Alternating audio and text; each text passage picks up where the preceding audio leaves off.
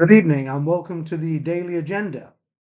Well, tonight we're well, compelled to return to the issue of civil war because the civil war crew, as I call them, have been ramping it up yet again. This time they've changed the analysis somewhat. Their analysis now is much more correct in actual fact. Instead of sensationalist headlines and sound bites, they're actually starting to examine the dynamics of so-called civil war. But in truth, it's not civil war, it's actually balkanization what they're talking about. It's just that balkanization doesn't sound anywhere near as sexy as civil war. And then, of course, we're now starting to see the theory postulated of a military coup. You see, it would seem these people are just so desperate to be rid of Starmer and all of the problems that come with this Labour regime. They're now prepared to go off on a tangent to dreaming about a military coup, which I think is probably more entertaining and alarming than the Civil War talk, in truth. Because, as I said before, the vast majority of them weren't fighting any civil war.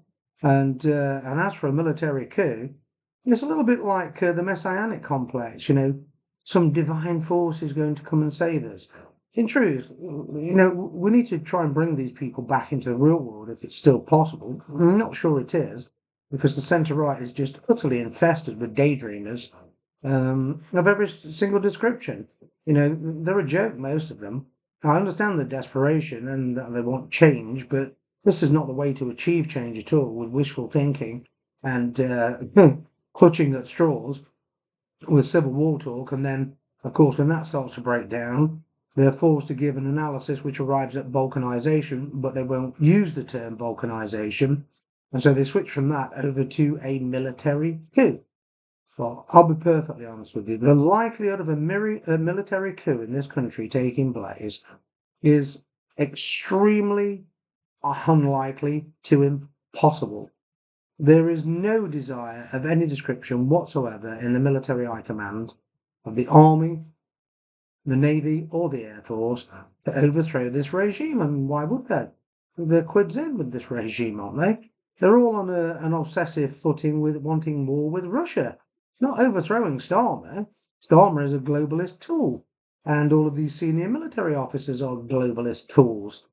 So this daydreaming is just absolutely ridiculous. And that's why, I actually make these podcasts to try and get people to come back to reality because this is just not real world thinking. And let's say, for example, if the senior military officers discovered a coup being plotted by lower ranks, then they would blow that plot straight away. They'd bring in the military police or the police units, anything they could think of, to crush that plot. You need to stop talking so much about civil war, quite frankly. And as for a military coup, well, that's even more highly unlikely than civil war. What we do have, quite simply, is balkanization. And these veterans in particular, who've built up clickbait channels on YouTube and which they're making. I would say there's one of them, Combat HQ. He must be making around about 7 grand a month, if not more, probably 8, 9, 10 grand a month out of YouTube. So it's lucrative, isn't it? Every day, every other day, publishing videos about civil war. Civil war is coming. It's the ghost of the civil war. Which civil war? The one yet to come. I mean, look, at the end of the day, so it's all very well publishing these podcasts, for clickbait, because that's what it is.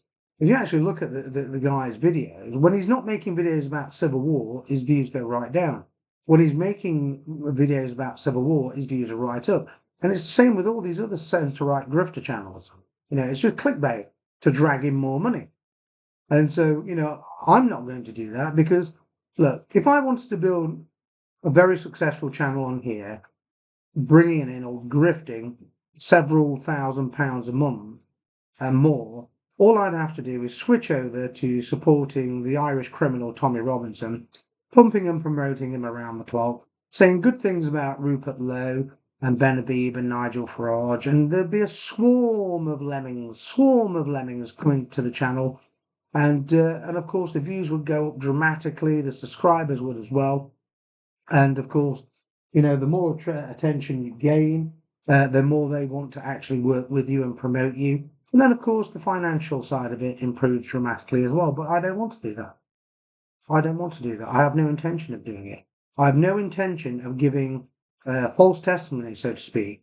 Well, it's not even so to speak because it is just false testimony promoting these con artists. I'm not going to do that just for financial reasons. I'm quite content with the way I'm doing things. And, combating the Civil War talk and now military coup fantasies. Well, look, there was a danger of a military coup at one time under Harold Wilson, because James Jesus Angleton, CIA crackpot, had convinced so many people in the British intelligence establishment that Harold Wilson was actually a KGB agent. He wasn't at all. Nothing of the sort.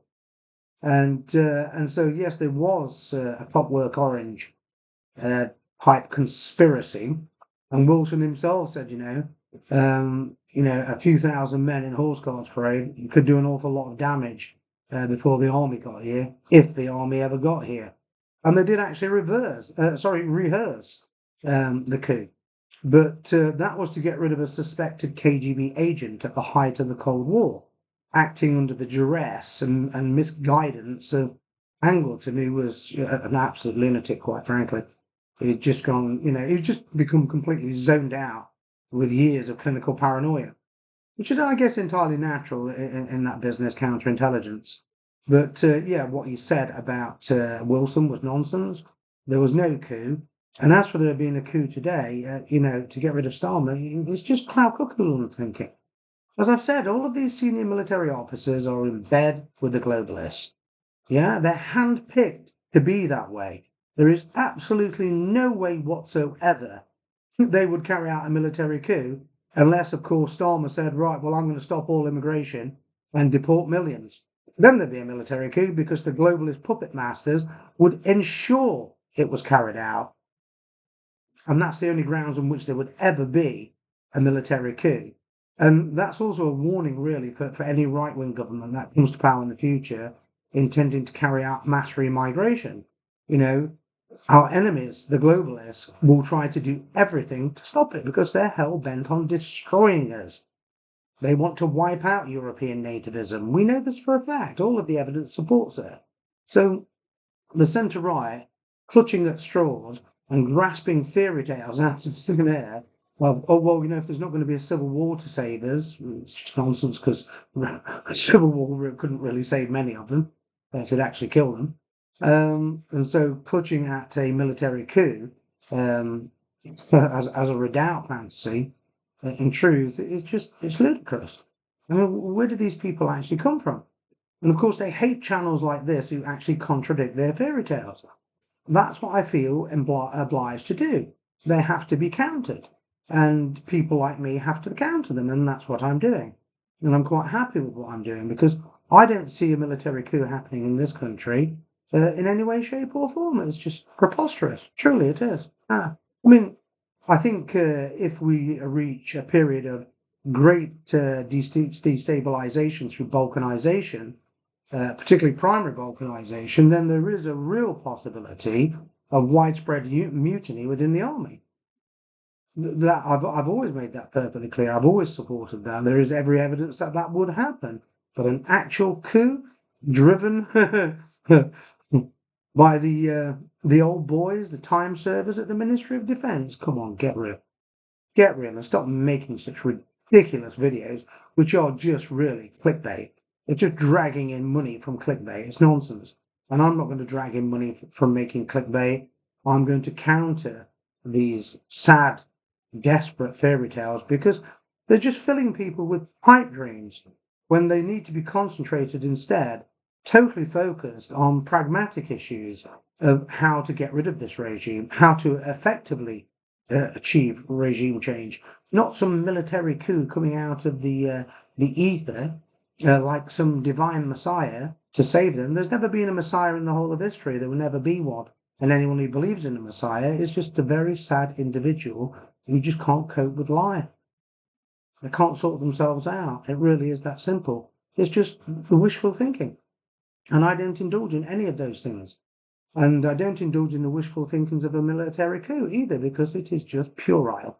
And so I would say, particularly because this channel is mainly for nationalists and some centre-right people who've seen sense, quite frankly, that forget any idea of a military coup. I mean, nationalists know this is a pipe dream anyway, but the centre-right, in particular, they don't. They sit there clinging to these desperate hopes, these fantasies, and it must be a terrible place to be for them, you know. I don't feel any sympathy for them because, you know, they're incredibly abusive and stupid, these people. And all the evidence proves that as well. But in truth, we have to reach the people who are still reachable, turnable. And that's what I'm trying to do. So, you know, go to sleep safe in the knowledge tonight that you'll wake up in the morning and there'll be no military coup. But quite a few YouTube channels will have dragged in quite a few more tens of thousands of clickbait views, and that of course boosts the revenue, doesn't it? But you won't be getting any of that here at the Daily Agenda. Thank you for tuning in, and I'll see you tomorrow.